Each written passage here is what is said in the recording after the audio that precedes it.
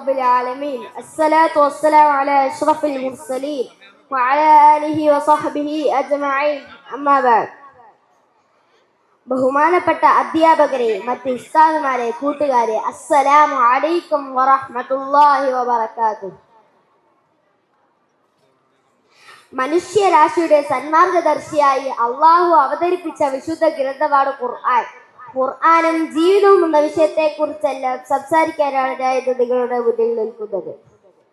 നമ്മൾ എങ്ങനെ ജീവിക്കണം, നമ്മുടെ സ്വഭാവം എങ്ങനെ ആയിരിക്കണം എന്നതിനെ കുറിച്ചെല്ലാം കൃത്യമായ നിർദ്ദേശങ്ങൾ ഖുർആൻ നമുക്ക് നൽകുന്നുണ്ട്.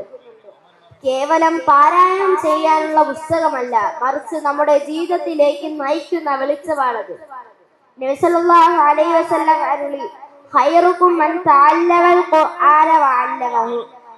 നിങ്ങളിൽ ഏറ്റവും ഉത്തമർ ഖുർആൻ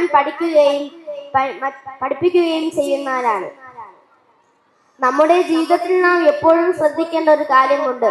ഖുർആൻ ഓതുമ്പോൾ ലഭിക്കുന്ന പ്രതിഫലത്തോടൊപ്പം തന്നെ പ്രധാനം അത് നമ്മുടെ ജീവിതത്തിൽ കൊണ്ടുവരിക എന്നതുമാണ്.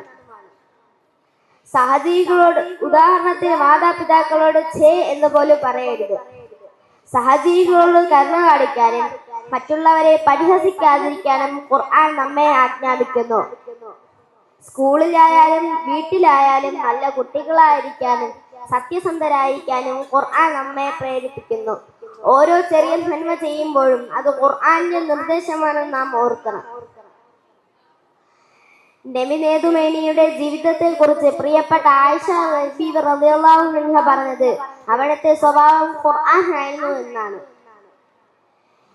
പ്രിയപ്പെട്ട കൂട്ടുകാരെ, നമ്മുടെ ജീവിതത്തിൽ വിജയം നേടണമെങ്കിൽ ഖുർആനെ നാം മുറുകെ പിടിക്കണം. ദിവസവും ഖുർആൻ പാരായണം ചെയ്യാനും അതിലെ ആശയങ്ങൾ ജീവിതത്തിൽ പകർത്തി നല്ല കുട്ടികളായി വളരാനും നാം പരിശ്രമിക്കണം. ഖുർആൻ പഠിപ്പിച്ച പാതയിലൂടെ നീങ്ങാൻ അള്ളാഹു നമ്മെല്ലാം അനുഗ്രഹിക്കട്ടെ എന്ന് ദുആ ചെയ്തുകൊണ്ട് ഞാൻ നിർത്തുന്നു. വാഖിർ ദുആനാ അൽഹംദുലില്ലാഹി റബ്ബിൽ ആലമീൻ. അസ്സലാമു അലൈക്കും വറഹ്മത്തുള്ളാഹി വബറകാതുഹു.